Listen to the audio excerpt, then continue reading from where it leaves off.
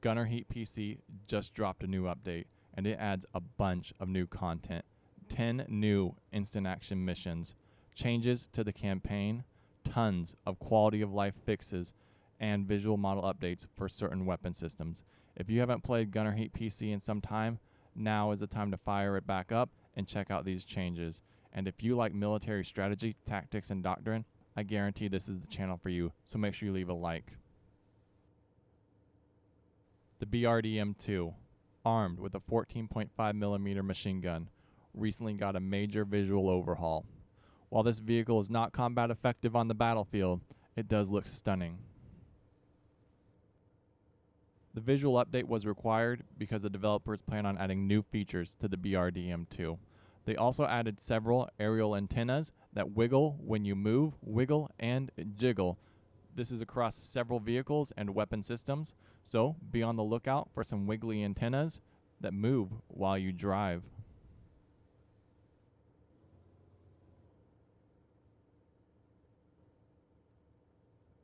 The BMP-1, armed with a cannon and an ATGM, received several updates as well. While driving at slow speeds, it will no longer jitter. There will also be random equipment that spawn on top of the BMP-1. They also reduced the recoil on the cannon, making it more realistic and easier to use. I will link a video down below of the previous recoil and how it was used before, but the massive recoil reduction is a welcome change. It allows you to stay on target and further neutralize any opposing force or NATO force that comes in your direction. As you can see on the side profile, the cannon barely moves now. It allows you to stay on target, and it creates for some fantastic cinematic moments. The vehicle barely shakes, ensuring that you will not lose track of your target. The ATGM was updated as well. Previously, when you would launch it, a visual model will stay present on its launcher. This is now changed. Randomized equipment will also appear on the BMP-1 as well.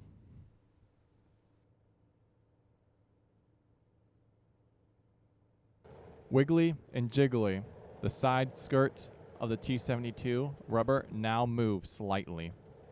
This was also applied to several other tanks. Instead of side skirts though, it is the equipment on the vehicles. As you can see, as we move forward and backwards, the bags on the tanks now move, creating more of an immersive experience and adding further detail. The M923, a logistics vehicle, is now present on the battlefield. So when you want to conduct deep strike attacks on logistics, you now have an option. So be on the lookout for these vehicles.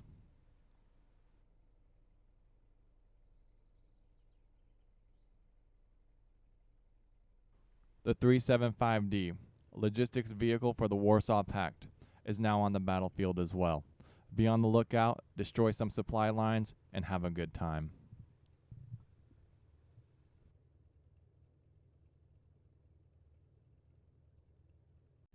Ten new instant action missions have been added to Gunner Heat PC.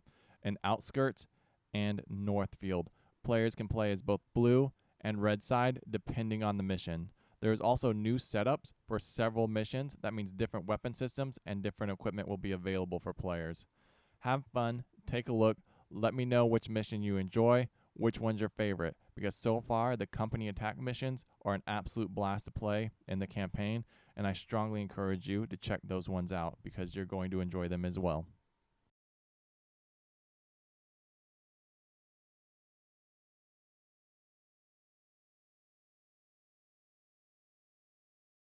The campaign was equally expanded upon. 10 new templates have been added to it for both Warsaw Pact and NATO forces.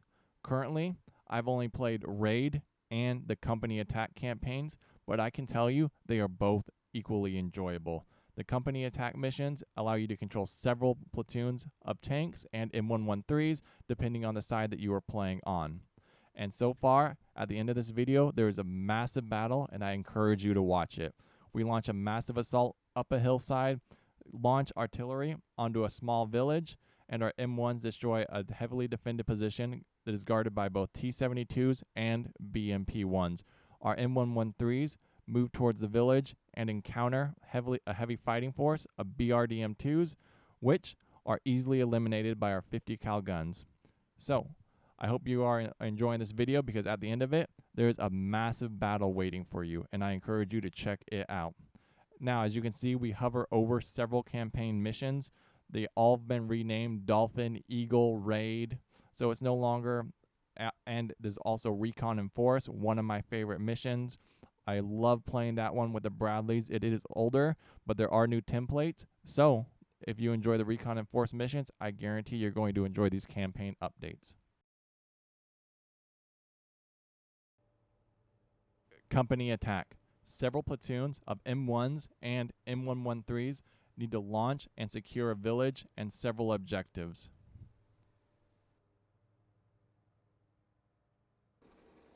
Our M1 platoon charges up the hillside, unfazed by both cannon fire from the T-72s and BMP-1s.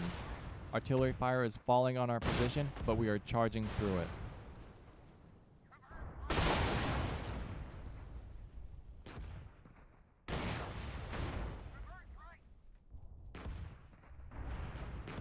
Coming to a halt, our M1s begin engaging targets up on the hillside. Several volleys of cannon fire begin engaging the T-72s, easily eliminating their targets, utilizing their laser rangefinders, and destroying them with their cannons.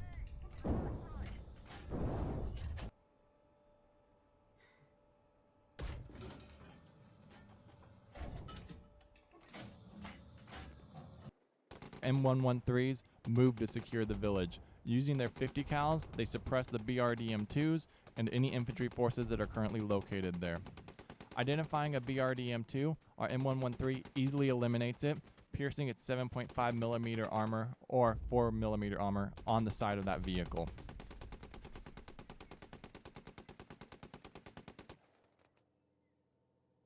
The outskirts of the village are secure. Artillery begins to fall on the inside, further suppressing both the BRDM-2s and any infantry presence that's currently located within the village. Artillery will penetrate, damage optics, penetrate the armor, or destroy any presence of infantry, causing them to run and flee under the suppressive and oppressive fire.